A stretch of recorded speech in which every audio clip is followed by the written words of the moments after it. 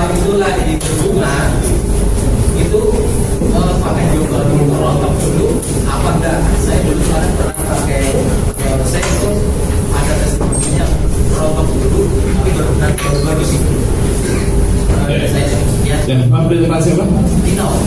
Tino. Ya. Dari? Kalau saya asal bukan cuma dari Jakarta. Oke, Pak Tino ya. Baik, untuk buah-buahan ini termasuk kategori tanaman keras. Tanaman keras, cara gunanya nanti di brosur ada. Kalau mulai dari awal, yang sering jadi pertanyaan adalah ketika sudah usia berapa hari, gitu kan?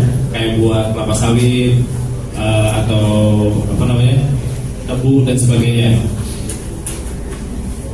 Saya kurang hafal juga ya, karena kemarin saya bukan alumni dari pertanian, gitu. Tapi ini menjadi satu hal yang menarik ketika saya mulai terjun di pupuk. Untuk mulai olah awal, sebelum tanaman masuk ke tanah, itu untuk buah-buahan pakai 6 cup untuk 1 hektar, Pak. Jadi 6 cup ini untuk 1 hektar tanaman keras. Contoh, kelapa sawit. Kelapa sawit itu dalam 1 hektar kurang lebih sekitar 130 pokok. Jadi 6 cup masukkan ke dalam 1 liter air boleh menjadi biang. Dan situ bisa dicampur lagi dengan sekitar 300-400 liter air. Nah 400 liter air bagikan ke 160 pohon, 130 pohon. Jadi kurang lebih 1 pohon sekitar taruhlah 2,5 liter. Jadi tinggal begitu Pak aplikasinya. Itu contoh di kelapa sawit. Nanti tinggal dirubah lagi kalau ke buah-buahan mangga. Misal berapa 1 hektar ada berapa pohon nih, gitu Pak ya. Nah baru langkah berikutnya usia, kalau tadi mulai dari benih gitu ya, usia 15 hari, 30 hari, 45 hari itu cukup 1 per 1 hektar. Kenapa lebih besar ke tanah? Kita akan aktifkan kembali unsur hara yang ada di tanah, yang pada umumnya kondisi tanah kita sekarang kondisi yang sudah rusak. Kenapa rusak? Terlalu terlenanya petani kita menggunakan pupuk kimia.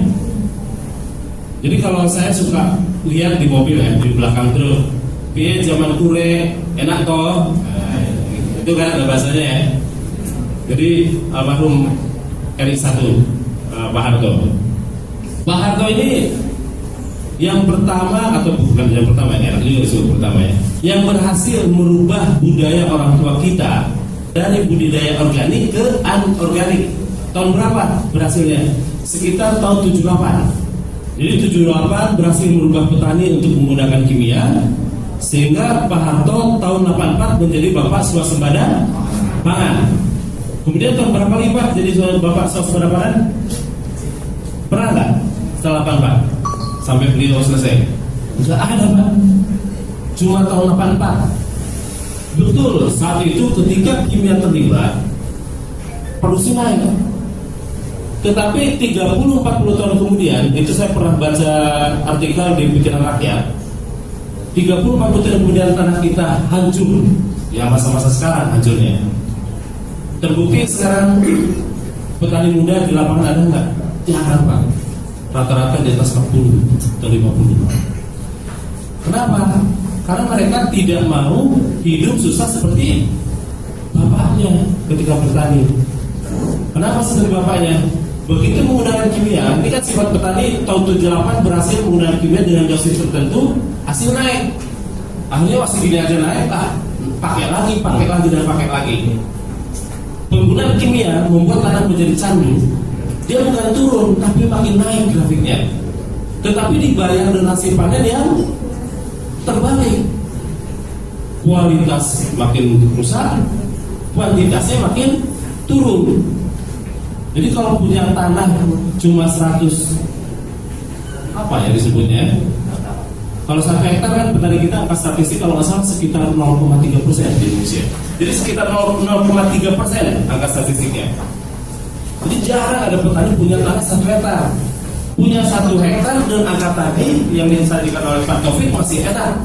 Tapi kebayang kalau cuma punya 200 meter persegi, punya anak 2, ketika sekolah bagaimana, apalagi sakit.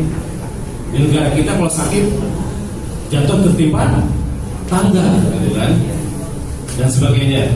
Jadi miris lah, karena kami lihat sekali di lapangan tanya di Indramayu lah, Pantura ya, yang dulunya petani itu yang punya sawah, sekarang jadi petani bergarap dan buruh tani. Apalagi di Kerawang, dia membentang kanan kiri sawah. Tahun berapa saya di Kerawang, begitu saya tanya petaninya, sawah punya siapa? Orang Jakarta Pak. Jadi miris lah. Insya Allah dengan pupuk kita bisa mengembalikan itu. Pengembalian itu seperti apa tadi? Biaya bisa lebih murah, hasil produksi secara kualitas dan kuantitas naik. Jadi yang dimaksud zaman Pak Harto penggunaan kimia mungkin hanya dosis tertentu. Contoh tadi kan cukup 75 kilo. Sebetulnya dari 300 kilo 5% 15 kilo cukup untuk 1 hektar nantinya. Bukan 300 kilo seperti sekarang. Bahkan kemarin di Ngawi berapa tahun saya dapat informasi bisa sampai di atas 1 ton penggunaan kimia untuk 1 hektar. Itu yang sedih di petani kita. Jadi kembali lagi, insya Allah dengan hadirnya pupuk ini bisa kita buktikan bisa menekan biaya produksi. Biaya produksinya tertekan, tapi hasil naik secara kualitas dan kuantitas. Kuantitas yang produksinya nanti insya Allah bisa mengejar angka optimalnya. Kualitasnya biasanya ibu-ibu kalau masak pagi sore sudah basi, insya Allah sampai besok sore tidak basi. Karena basi itu sebetulnya muncul bukan gara-gara magic jar, tetapi karena residu kimianya sudah tinggi, urea. Jadi kalau zaman saya dulu orang yang kena mah itu orang tua yang sibuk bekerja. Kalau sekarang anak sekolah bisa kena, wah itu jawabannya.